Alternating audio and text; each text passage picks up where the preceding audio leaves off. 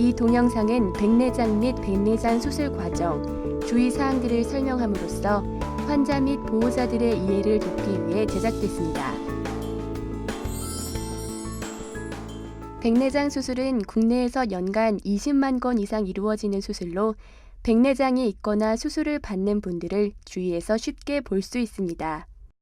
백내장은 눈 안에 투명한 수정체가 뿌옇게 변해 시력이 떨어지는 병으로 주된 원인은 노화입니다. 우리 눈은 카메라의 렌즈와 같은 기능을 하고 있습니다. 사진을 찍으면 카메라 앞쪽에 있는 렌즈가 빛을 통과시키고 필름에 빛이 맺혀 사진이 찍히게 됩니다. 카메라의 렌즈가 더럽혀졌을 때는 사진이 뿌옇게 나옵니다. 마찬가지로 수정체가 뿌옇게 된 경우 물체가 흐리게 보입니다. 이를 백내장이라고 하며 뿌옇게 된 위치에 따라 증상이 환자마다 다르게 나타날 수 있습니다. 백내장의 치료는 수술적 방법과 비수술적 방법으로 나눌 수 있습니다. 비수술적 방법은 약물 치료로 여러 가지 약물들이 시판되고 있습니다. 대부분의 약물들은 백내장의 진행을 늦추는 역할을 하며 수술에 비해 효과가 미미하며 시력장애가 심하지 않거나 수술을 꺼리는 환자에게 주로 사용합니다. 수술적 치료는 수술기구 및 기술의 발전으로 백내장 치료의 많은 부분을 차지하고 있습니다. 수술을 하시기로 한 날짜에 병원에 오시면 수술을 시행하기 약 1시간 전부터 백내장 수술을 위한 준비가 시작됩니다. 수술 전 준비 과정으로 산동제, 소염제, 항생제를 점안합니다. 산동제는 수술을 위해 동공이 커지도록 하는 약물로 점안 3-40분 후에 동공이 커집니다.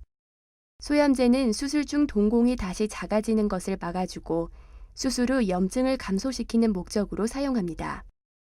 항생제는 수술 전 수술할 부위의 세균을 감소시켜 수술 후 발생할 수 있는 감염의 가능성을 낮춰줍니다.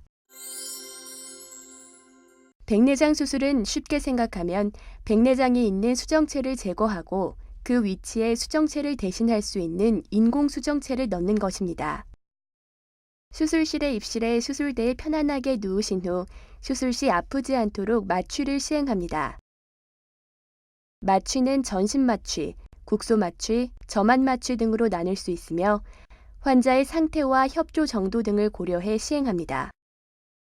마취를 시행해 눈이 아프지 않도록 한 후 눈 주위 피부를 소독하고 수술포를 덮습니다. 수술 전 소독과 수술포는 세균이 감염을 일으키지 않도록 도와줍니다. 눈 안에 있는 수정체를 제거하기 위해 각막에 3mm 이하의 작은 구멍을 만들고 그 구멍을 통해 바늘이 들어갑니다. 수정체는 얇은 막에 둘러싸여 있으며 이를 수정체 낭이라고 합니다. 수술 기구를 이용해 앞쪽 막을 동그랗게 잘라낸 후 혼탁한 수정체를 제거합니다. 최근 널리 사용하는 초음파 유화술은 초음파를 이용해 백내장을 제거하는 방법입니다.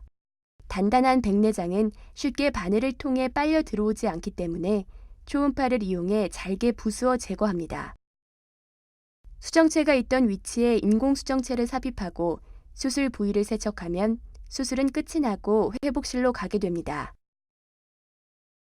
수술의 전체적인 과정은 약 1시간 걸리며 백내장의 종류나 눈의 상태에 따라 차이가 있을 수 있습니다.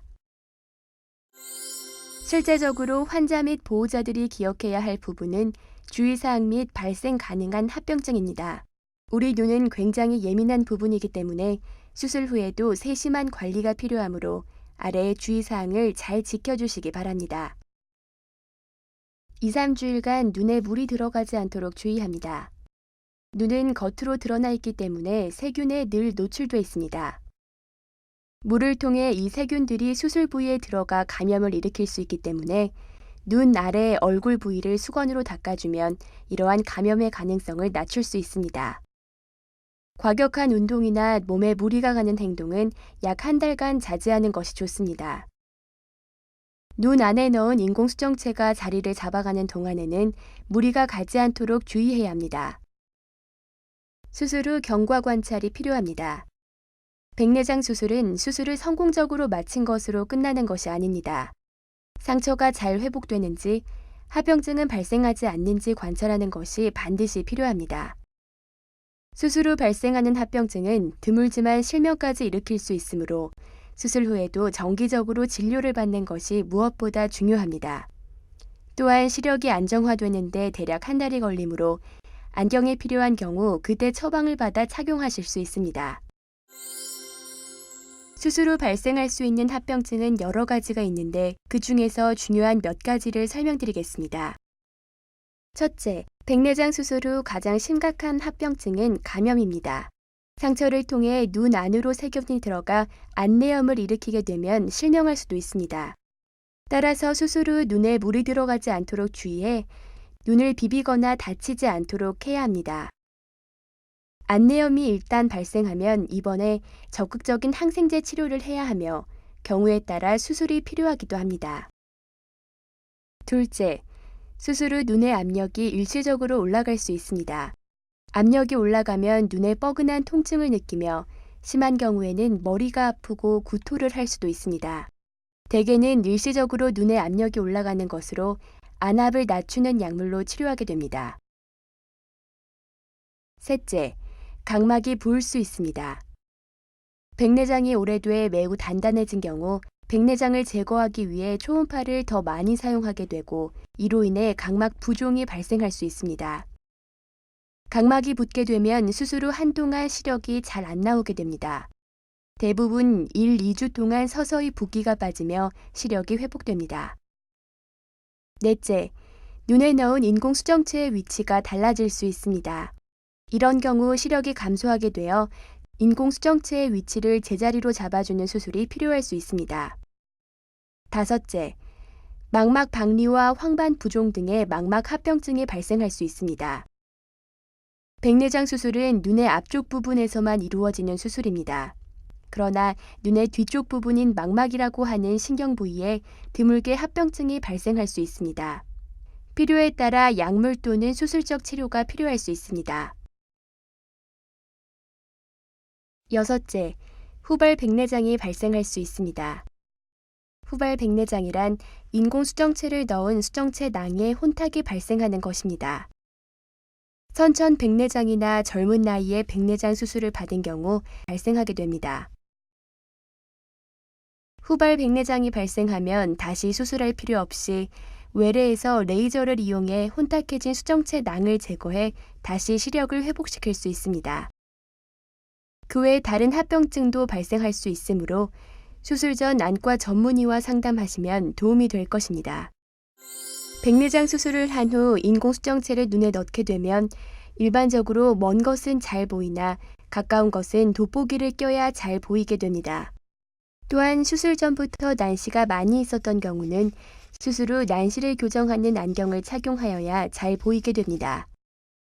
최근 인공수정체에 다초점을 넣어 돋보기를 착용하지도 않고 가까운 것이 잘 보이게 하는 다초점 인공수정체와 난시도 교정이 가능한 난시 교정 인공수정체가 개발돼 사용되고 있습니다. 이런 인공수정체를 프리미엄 인공수정체라고 하며 가격이 다소 비싸긴 하지만 환자에게 보다 나은 시력을 제공하는 장점을 가지고 있습니다. 그러나 경우에 따라 수술 후 눈부심을 호소하는 경우도 있습니다.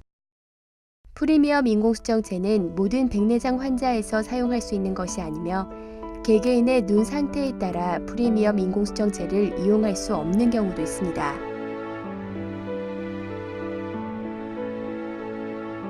다양한 종류의 프리미엄 인공수정체가 현재 사용되고 있으므로 백내장 수술을 상담하실 때 안과 전문의에게 문의해 보시기 바랍니다.